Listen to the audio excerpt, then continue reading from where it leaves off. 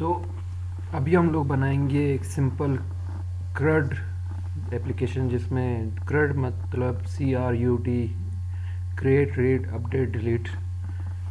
ठीक है, उसके लिए पहले तो हमने create new project ASP.NET core web application. Next, यहाँ से एप्लीकेशन का नाम कुछ भी रख लो, एम्प्लॉय मेल रख देता हूँ। फिर क्रिएट,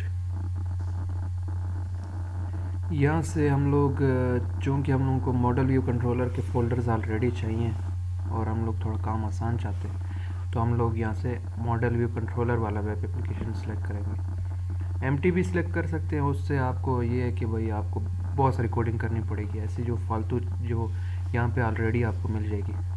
और ये वेब एप्लीकेशन में फिर आपको मॉडल व्यू कंट्रोलर के फ़ोल्डर नहीं मिलेंगे, हमें वो भी चाहिए।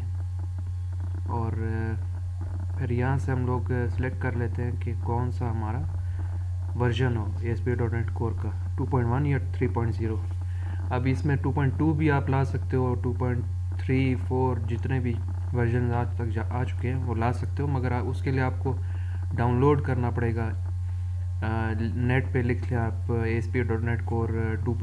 मिसाल के तौर पे 2.2 SDK, तो आपको ऑफिशियल वेबसाइट से मिल जाएगा। यहाँ से ऑलरेडी हमारे पास जो है 3.0, जो कि हम लोगों ने डाउनलोड किया था माइक्रोसॉफ्ट एप्लीकेशन, माइक्रोसॉफ्ट की वेबसाइट से, वो सिलेक्ट कर लेते।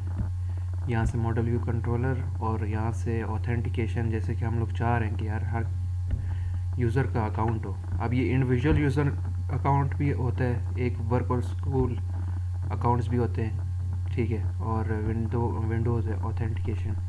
तो जो हमें चाहिए वो ये वाला है, इंडिविजुअल यूज़र्स अकाउंट। और store user accounts in app, वो इसी के अंदर ही स्टोर करेगा, यानी कि अगर इस ऐप का डाटा हमारे उसमें जा रहा है डेटाबेस में, तो डेटाबेस में उसके अकाउंट स्टोर होंगे, मगर यहाँ पे वो एप्लीकेशन के अंदर ही स्टोर करेगा इंडिविजुअल यूज़र अकाउंट्स।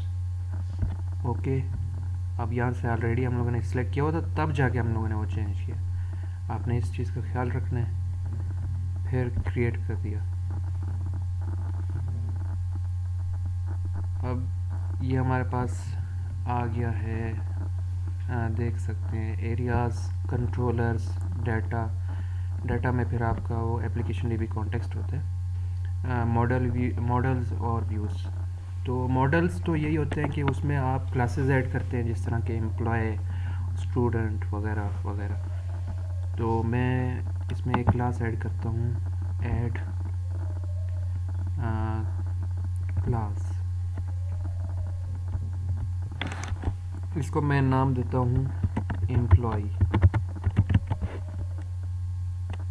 और यहाँ से ऑलरेडी क्लास सिलेक्टेड था, तब जाके मैंने यहाँ पे लिखे ऐड। अब इस एम्प्लॉय को मैं नाम देता हूँ एक, इसमें प्रॉपर्टी इसमें डालता हूँ जो सबसे लाजमी प्रॉपर्टी है, जो डेटाबेस की एक किस्म की प्राइमरी की होगी।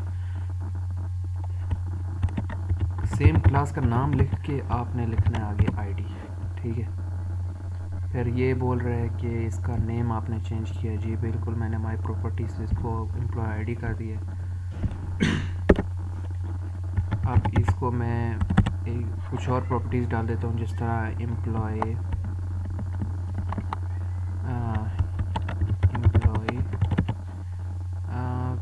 अगर जिस तरह स्टूडेंट का CMS होता है, एम्प्लॉय का क्या नाम होना चाहिए, चलो नंबर लिख लेते हैं, जो कि विजिबल होगा। ये एम्प्लॉय ID सिर्फ डेटाबेस के लिए, ये हमें विजिबल होगी। तो इसको भी मैंने कर दिया, ठीक है भाई। प्रॉपर्टी, अब इसमें मैं पहले स्ट्रिंग नहीं लिख लिया, माय नेम एम्प्लॉय में एम्प्लॉय नेम, ठीक है। चलो मेरे ख्याल में अच्छा कुछ और भी लिख सकते हैं, लिख लेते हैं स्ट्रिंग एम्प्लॉय डेजिग्नेशन लिख लेते हैं। ठीक हो गया भाई, ये हमारे पास एक क्लास बन गई एम्प्लॉय की। ठीक है, अभी हम इस पे यार CRUD ऑपरेशन परफॉर्म करवाना चाहते हैं।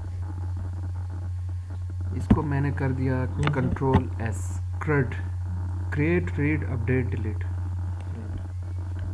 अब मैं यहाँ पे आ गया कंट्रोलर्स में दूसरा क्लिक किया मैंने और ऐड कर दिया मैंने कंट्रोलर। ठीक हो गया, यहाँ से फिर मैंने MVC कंट्रोलर विद व्यूज़, जिसमें वो मुझे स्कैफोल्डिंग करके व्यूज़ ऑटोमेटिक जनरेट करके दे, मुझे ख्वारी नहीं करनी पड़े HTML लिखने की। ऐड।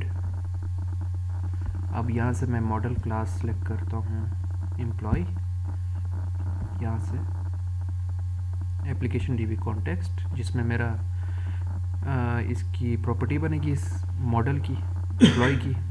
और यहाँ से मैं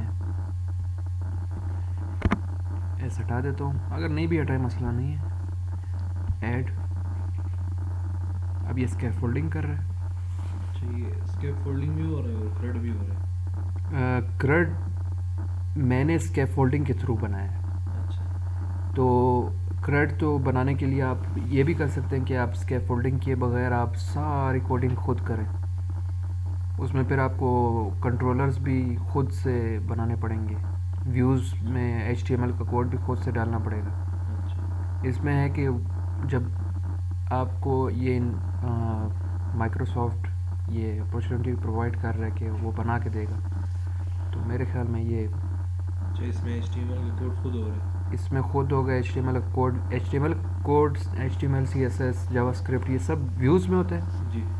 और जो C# है वो बाकी जगहों पे यूज़ हो रही है, जिस तरह यहाँ पे मॉडल्स में और कंट्रोलर्स में और data migrations, application DB context वगैरह में। कुछ टाइम लेगा ये, और ये बन गया है।